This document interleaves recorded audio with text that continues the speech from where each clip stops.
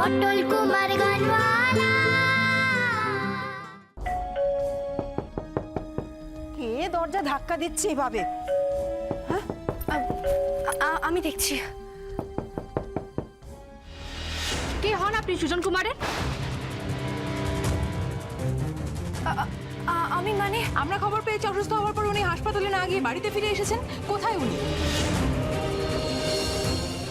তার মানে কি অসুস্থ হবার ভান করে কি উনি আমাদের সব প্রশ্ন এড়িয়ে যেতে চেয়েছিলেন? না না, উনি সত্যি অসুস্থ। আচ্ছা, পটলের সঙ্গে ওনার সম্পর্কটা আসলে কি? এ ব্যাপারে আপনি কি কিছু বলতে পারেন? পটল কি ওনার তাহলে অবৈধ সন্তান? পটলের মাকেও কি উনি লোকচক্ষুর আড়ালে লুকিয়ে রেখেছেন? কোথায় থাকেন উনি?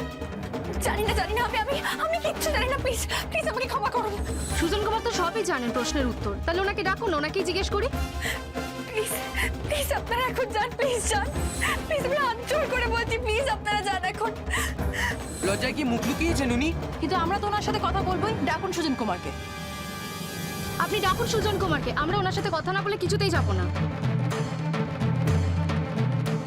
আচ্ছা, আপনি একবার সুজন কুমারকে ডাকতে পারছেন না? আমরা সুজন কুমারের মুখ থেকেই সবকিছু শুনতে চাই। উনি যখন বাড়িতে চলেই এসেছেন তার মানে উনি সুস্থ। আরে আপনারা কেন বুঝতে চাইছেন না? আরে আরে তুমি ঘুমাও গো, তুমি ঘুমাও, তোমার উঠতে হবে না, তুমি ঘুমিয়ে পড়ো, তুমি ঘুমিয়ে পড়ো গো। না না, ওরা আমাকে ঘুমোতে দেবে না পটল। ওরা আবার এসেছে আমাকে আমাকে অপমান করার জন্য। কিচ্ছু হবে না গো, কিচ্ছু হবে না, কিচ্ছু হবে না তোমার। কেন তুমি এমন করছো, কেন তুমি এমন করছো গো? হবে হবে, আমার আমার অপমান হবে। ওরা ওরা আবার আমাকে ঠক বলবে।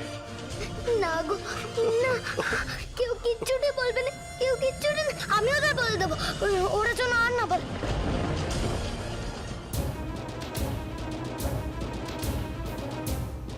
আপনারা কি চান যে ওই অসুস্থ মানুষটা আরো বেশি অসুস্থ হয়ে পড়ুক?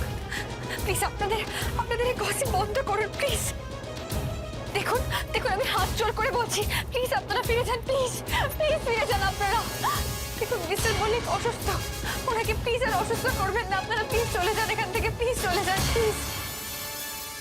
কিন্তু অসুস্থ হলে তো নার্সিং হোমে যাওয়ার কথা। উনি বাড়িতে কি করছেন? দেখুন আমরা সাংবাদিক, আপনারা লুকিয়ে রাখতে চাইলেও কিন্তু কিছু লুকিয়ে রাখতে পারবেন না।